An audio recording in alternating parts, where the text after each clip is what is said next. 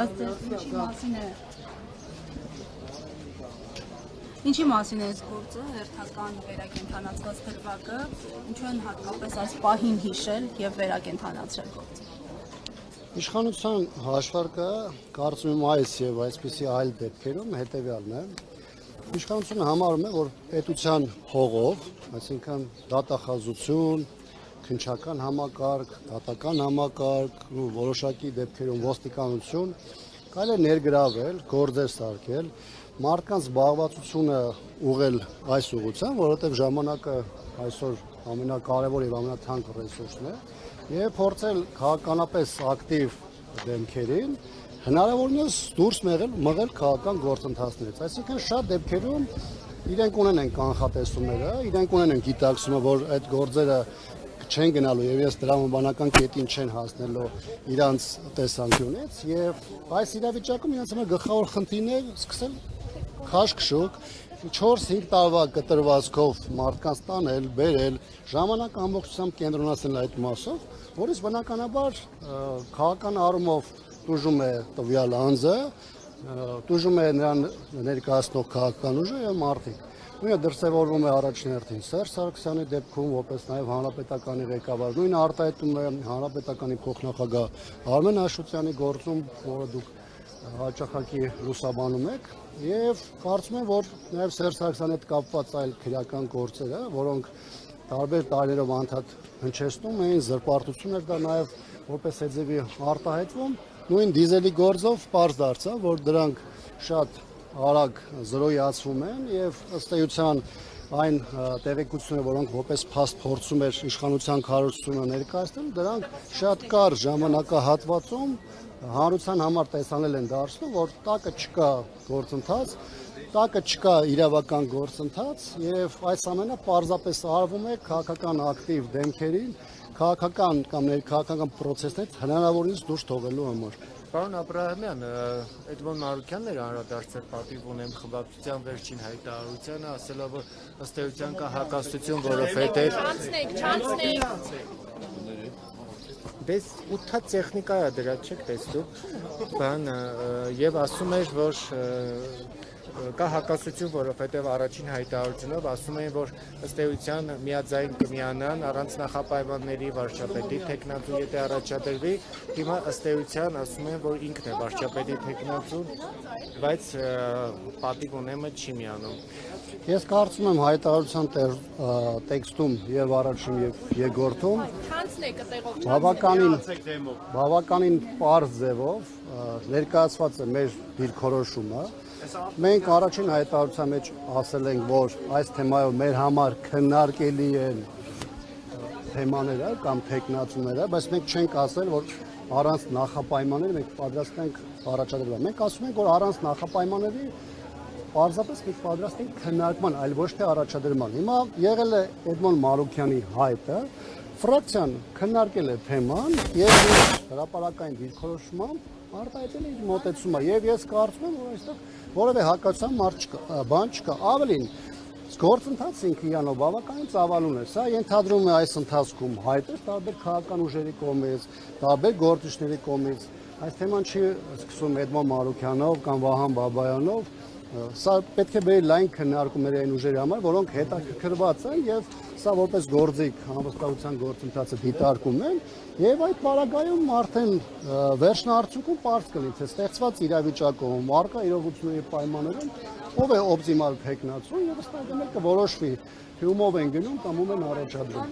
Եթե ամեն դեպքում այս պայթությամբ արկա միակ թեկնածուն, որին առաջադրել են Էդմոն Մարուկյանն է, եթե պատիվ ունեմը դեմ է, ինչպես հասկացանք մյուս ֆրակցիան եւս։ Ինչու ձեր մեջից չէ կարողանում ձեր թեկնածուին առաջադրել։ Իրենք էլ ասում են, որ ոչ մեր թեկնածուին են համաձայն, ոչ իրենք են թեկնածու առաջադրում ու մտադրված վիժեցնում են այս գործընթացը։ Ասած ես արդեն այդ հարցի պատասխանը տվեցի։ Իհարկե ես չեմ կիսում այն մոտեցումը, որ այսօր կա մենակ մի թեկնածու կամ բացառապես մի թեկնածու։ Կա Էդմոն Մարուկյանի ինքնաառաջադրումը, ինքնաառաջադրումը չէ, քաղաքական դաշտում ինքնաառաջադրումը, բայց կա երկու անձանց կողմից, երկու պատգամավորներից կողմից պատրաստակամությունը եւ process-ի մեկնարկը, բայց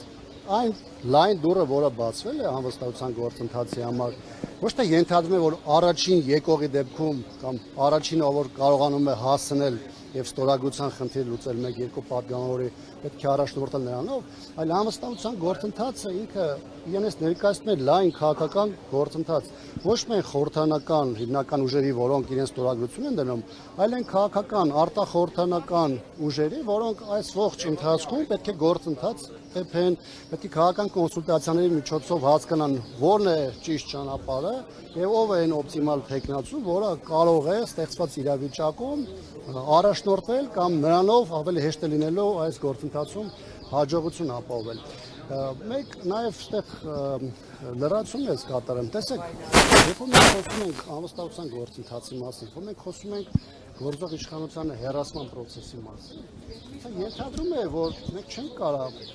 Նիկոլ Փաշինյանի փոխարինենք մեկ այլ Նիկոլ Փաշինյանով կամ նրա հետ ասոցացվող, նրա արբանյակ հանդիսացած, հասկանում եք, այսինքն սա ինքնանպատակ Մարուկյանի դիտարկում եք մեկ այլ Նիկոլ Փաշինյան։ Ես կասեմ, հիմա մեր հայտարարության մեջ մենք բավական հստակ դրա մասին խոսում ենք։ Այսինքն, այստեղ խնդիրը հետևյալն է։ Խնդիրը ոչ թե ինքնանպատակ ինչ-որ մարդու բերելն է եւ process գեներացնելն է, որ գնանք տիշկա դնենք, ասենք, գիտեք, թե այսել փորձեցինք, այսել չստացվեց, այլ խնդիրը արկա իրողություններին համահունչ մի տեխնացուի շուրջ կոնսենսուսի հասնելն է եւ դա միայն հանրապետականի հարցը չէ, որքան էլ հանրապետականը պատրաստակամությունը հայտնել նախաձեռնելու, բնականաբար հանրապետականը խոսում քննարկում է բոլոր այն շահագրգիռ ուժերի հետ, որոնք այս մասով ունեն հետաքրություն։ Հիմա, երբ որ խոսում ենք արբանյակ ուժերի մասին, երբ որ խոսում ենք մարդկանց մասին, ովքեր ասոցիացում են, բնականաբար նայում ես նրանց քաղաքական հետագիծը, ով ինչ ճանապարհ է անցել, ով որտեղով է շարժվել, մենք նայում ենք տեսնում ենք ով մեր երկրի համար կարևորագույն հարցերի շուրջ ինչ դիրքորոշումներ են արտահայտել։ Երբ որ դու տեսնում ես, որ մարդը միգուցե արտաքնապես այս պայն իշխանությունից տարբերվող ինչ-որ բան է ասում, բայց գաղափարապես նրանց հետ միևնույն ովանդակային դաշտում է, բնականաբար դա չի նշանակում, որ սա խնդիրներ կան, հայտարարություն արեցի դրա մասին հրաժարական։ Հիմա պատկերացրեք իրավիճակ, որ խորհրդանի նախագահ, փոխնախագահներից որևէ մեկը հայտարարություն է անում այն մասի, որ ինքը չի կիսում այս պահին իշխանության այս կամ այն դիրքորոշում, այս կամ այն թեմայի շուրջ դուրս է գալիս 3-4 ամիս հետո նույն այդ երկու падգամավորները նրանց առաջադրում են օրինակ անվստահության գործընթացում որպես տեխնացու։ Հիմա իրանք կան ասեն, գիտեք, տեսեք, մենք 4 ամիս առաջ դուրս եկանք, որտեղ մենք չենք կիսում այդ դիրքորոշումը եւ կան հանրության ներկայան որպես մրցունակ եւ այդ իշխանության հետ որևէ ձևով կապ չունեցող տեխնացու, բնականաբար այդ դա որևէ ձևով տրամաբանական չէ։ Պարոն Աբրահամյան, մի բան, ձեզ համար ինչ տեսակի տեխնատուն ընդունելի կլիներ։ Եվ եթե Հայաստան Դաշինքը տեխնատու առաջադրեր եւ առաջադրեր օրինակ Ռոբերտ Քոչարյանի, կոնկուրենտ օֆիսի առաջնորդ կամ նրա որդին Լևոն Քոչարյանի, ձեզ համար ընդունելի կլիներ դուք աներկբա եւ առանց նախապայմանների կհաստատեք այդ տեխնատունը։ Տեխնատուների մասով առաջադրումները մենք մինչև ձեր մոտենալը ճիշտ ասած որոշակի մանրամասներով այս թեման քննարկել ենք։ Այն ինչ որ ներկայացված է մեր առաջին եւ երկրորդ նաեւ հայտարարությունը ֆրակցիայի, դրանում հիմնականում ներկայացված է այն մոտեցումներն ու սկզբունքները, որի շրջանակներում պետք է կայանա քննարկումը եւ դրա արդյունքում պետք է լինի առաջադրված տեխնատու։ Հիմա այստեղ կա մի հանգամանք, երբ մենք խոսում ենք կոնկրետ տեխնատուների մասով։ Տեխնատուների մասով շատ կարեւոր է, որպեսզի հնարավորինս լայն համախմբում տեղի ունենա նրա շուրջ եւ երկրորդը մենք հնարավորություն ունենք առաջադրենք մի տեխնացուի, որը ստեղծված իրողությունների պայմաններում այդ դերը եւ առաքելությունը կարող է ամենահաջող ձևով իրականացնել։ Երբ որ կլինի ցանկություն, երբ որ այս թեմայով կլինի առաջադրում, կլինի քննարկման ցանկություն, բնականաբար պատրաստ ենք առանց նախապայմանների քննարկել բոլոր տեխնացուները եւ մեր դիրքորոշումը շատ հստակ է։ Էրման Մարոկյանը ինչով լավ չէ, օրինակ ձեր ժամանակ անկախ կամ գրեթե անկախ պատգամավոր էր ահագին, ձեր հետ շատ լավ հարաբերություններ, շատ մոտ էր խաղում ձեր կաբինետներում, շփվում էր ձեզ հետ։ Ես խոսքը շատ լավ էր ձեր հետ, բաց չէ, տենց ձեր տենց շատ սուր չի քննադատել այն ժամանակ հիշում ենք, ոնց օրինակ Նիկոլ Փաշինյանն էր քննադատում, հիմա էլ Փաշինյանին է քննադատում, ասում սխալանում, լավ չի ինչանում, ի՞նչն է պատճառը։ Վայ ջան, իհարկե ժամանակավոր է այդ Վայ ջան, ես իհարկե չեմ զլանում ընթացքում որևէ հարցի պատասխանելուց շատ ցավով եմ ասում, որ դուք մի քիչ ուշացել եք։ Միգուցե մենք առանձին նաև ձեր հետ այս թեմայով մեկնարկման է, որովհետև այս թեմայով 3